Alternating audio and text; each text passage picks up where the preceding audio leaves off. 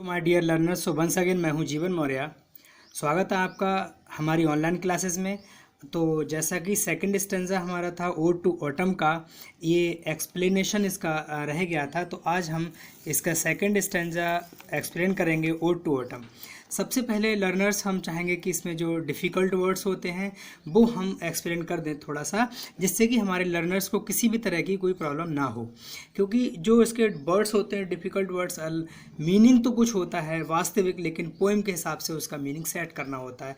तो मैंने दोनों तरह के मीनिंग्स को इसमें मेंशन करने की कोशिश की है और इसके एक्सप्लेनेशन को थोड़ा सा अपने हिसाब से बेहतर करने की कोशिश की है। अगर कोई किसी भी तरह की डियर लर्नर्स इसमें मिस्टेक आपको नज़र आए तो मेरे कमेंट सेक्शन में लिख सकते हैं। स्वागत है आपका, आपकी हर तरीके के सजेशंस का हमारे कमेंट सेक्शन में। इससे हमारे लिए भी बेनिफिट होगा और हमारे लर्नर्स दोनों के लिए आपके कमेंट से बेनिफिट होगा। तो आप without hesitation you can write the comment in my comment section. Okay, तो चलिए शुरू करते हैं अपने वर्ड मीनिंग्स को। देखिएगा जो पहला है हु हैथ वाला पैसेज, देखिए हम आपको दिखाना चाहेंगे। देखिए ये फर्स्ट वाला हम डिस्कस कर चुके थे, ये स्टैंजा पहले ही डिस्कस हो चुका था पहला। हम वीडियो ज़्यादा लंबा ना हो जाए इसलिए इसको पार्ट वाइज करते हैं, और इसकी जो लिंक होता है वो उसके डिस्क्रिप्शन में लिंक भी दे देते हैं हम नीचे उसके इसी वीडियो में। तो हम इसका भी लिंक आपको इसी में मिल जाएगा और आप देख सकते हैं। अब हम बात करते हैं सेकंड स्टैंजा, जो हमारा हु हैथ से लेकर यहाँ ये आवर्स बाय आवर्स तक दिया है। तो हम इसके डिफ़िकल्ट वर्ड्स में थोड़ा सा डिस्कस करेंगे। देखिए हु हैथ से लेकर आवर्स बाय आवर्स, ठीक है। तो स्टेंजे में क्या बताया मैंने वो भी लिख रखा है। इस स्टेंजे में किड्स ने ऑटम को एक वुमन से कंपेयर किया है। कैसे कंपेयर किया है वो आपको बताते हैं। ये सारे वर्ड मीनिंग्स हैं, ये आप वर्ड मीनिंग का स्क्रीनशॉट भी ले सकते हैं। देखिए, और देखिए दोनों तरीके से मैंने दे दिया है इनके वर्ड मीनिंग्स को। तो आई होप किसी भी तरह की मुझे लगता है कि मेरे लर्नर्स को कोई प्रॉब्लम नहीं होनी चाहिए। तो ये सारे वर्ड मीनिंग्स रहे इसके इस स्टैंजा के, और इसी वीडियो में मैं इसको सेकंड स्टैंजा के वर्ड मीनिंग भी आपको शो कर दूंगा। देखिए ये सेकंड स्टैंजा, थर्ड स्टैंजा है। तो इसमें भी किड्स ने स्प्रिंग का जो सॉन्ग है उसके बारे में बताया कि वो कहाँ पर है। पूछ रहा है कि इस स्टैंजा में किड्स कहते हैं कि स्प्रिंग का सॉन्ग है वो कहाँ है।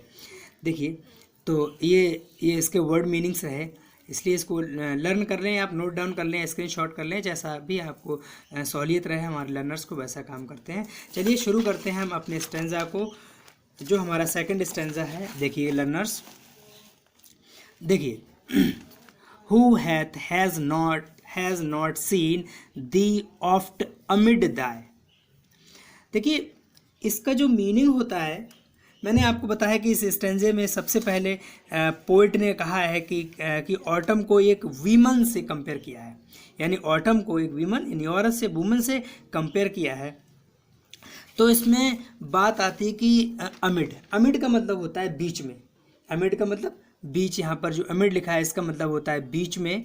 और जो स्टोर है, स्टोर का मतलब होता है यहाँ मतलब ग्रेनरी, मतलब जो ग्रेनरी होता है, भंडार होता है, भंडार गृह, अनाज का भंडार गृह होता है, उसको हम स्टोर कहा गया है। तो बात यह है, इसमें कहा गया कि उन्होंने कहा कि हु हैथ नॉट सीन, किसने नहीं देखा, oft amid the store, means autumn को एक वुमन की तरह बताया कि किसने तुम्हें एक स्टोर यानी अनाज के भंडार के बीच में नहीं देखा है। यानी हु हैथ नॉट सीन, तुम्हें किसने नहीं देखा है, store the store, amid store यानी भंडार के गृह के बीच तुम्हें किसने नहीं देखा है, अर्थात सभी ने देखा है। यानी ऑटम को कहा गया है, पतझड़ को, ऑटम जो है उसको कहा गया है कि तुम्हें तो सब ने अनाज के भंडार गृह के बीच देखा है। तो आई होप ये लाइन समझ में आई होगी। नेक्स्ट है समटाइम्स हाउएवर, फिर भी, सीक्स अब्रोड में फाइंड। देखिए अब्रोड का मतलब होता है दूर, अब्रोड मतलब यानी अक्रॉस द बॉर्डर या दूर चले जाना, दूर के लिए कहा गया है। यानी मे फाइंड मतलब यह है कि जब कभी यानी कोई बाहर जा रहा होता है तो वह तुम्हें देख सकता है कि तुम कैसे अनाज के बीच ज़मीन पर केयरलेसली बैठी हो। यानी क्या है, sitting carelessly on the greenery floor.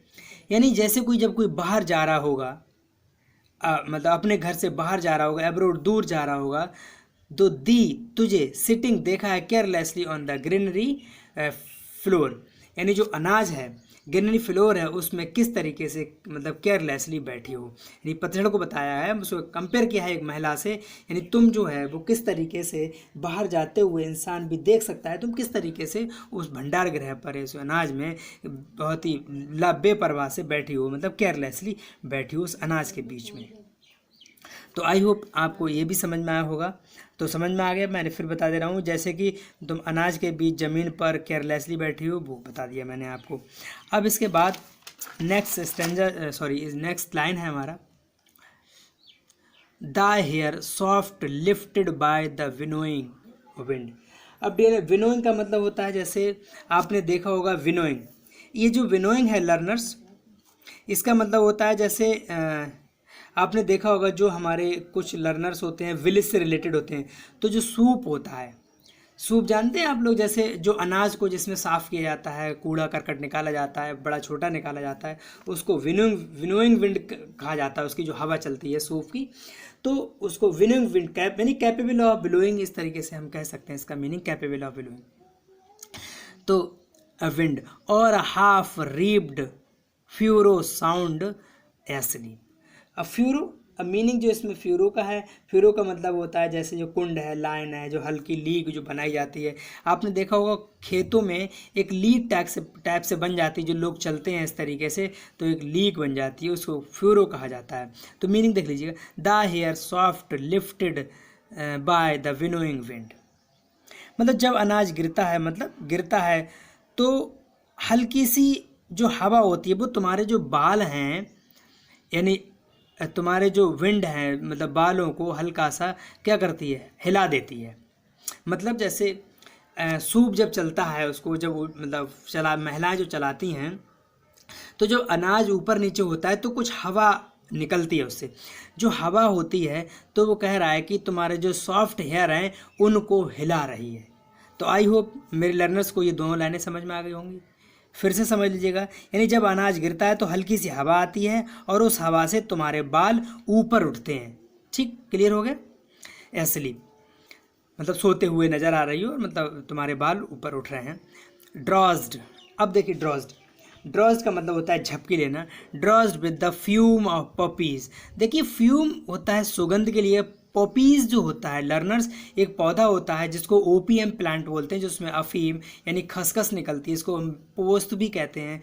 जो पोस्त होता है वो हमारे खाने काम आता है। जो ओपीएम होती है वो गवर्नमेंट मतलब गवर्नमेंट जो बॉडी होती है वो परचेज़ करती है, वही लेती है, वही उगवाती है मतलब फार्मर से, तो वो प्लांट होता है। उसका जो फ्लावर होता है वो वाइट कलर का होता है, जो उस पर मतलब तरल पदार्थ निकलता है उसको ओपीएम अफीम बोलते हैं, जो हमारे मेडिसिन्स के काम आती है, और भी काम आती होगी, वो गवर्नमेंट ही अच्छे से जान सकती है, क्योंकि हमारे कृषक लोग उगाते हैं और वही लेते हैं। वो पॉपीज़ का पौधा होता है, तो उसमें क्या होता है, उसके खेत में जाने से भी हमें क्या होती है, नशा होता है।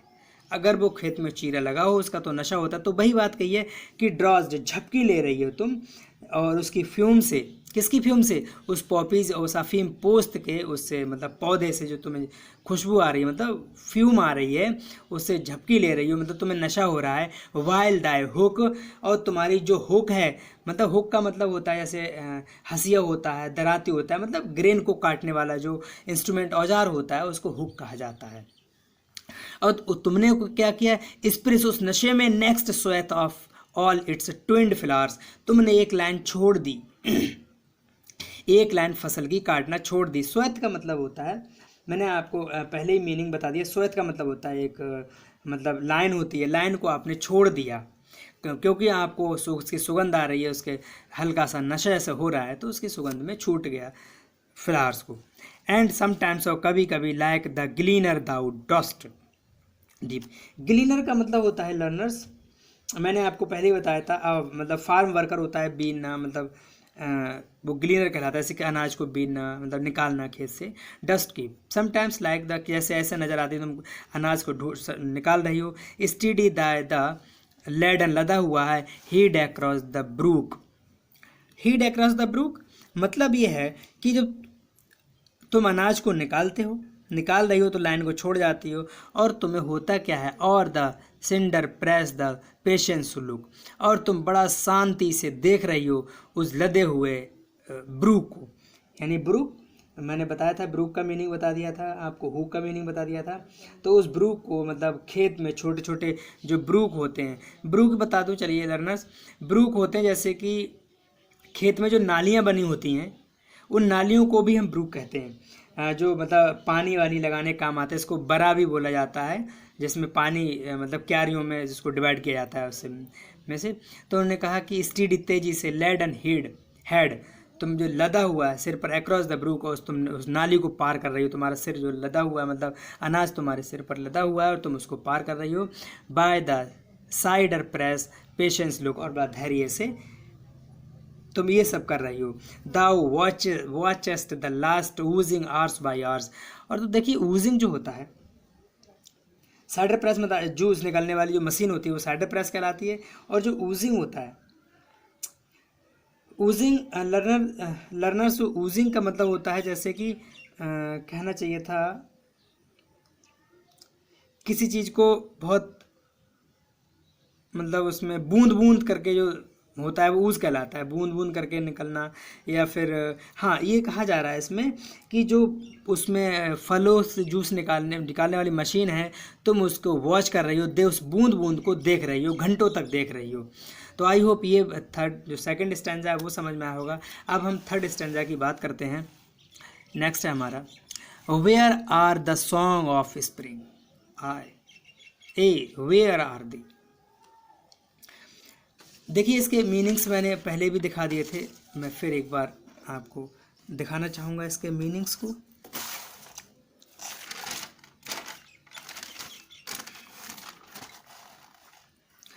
तो ये इसके मीनिंग्स रहे सभी, और हम बात करते हैं इस पे स्टैंजे की।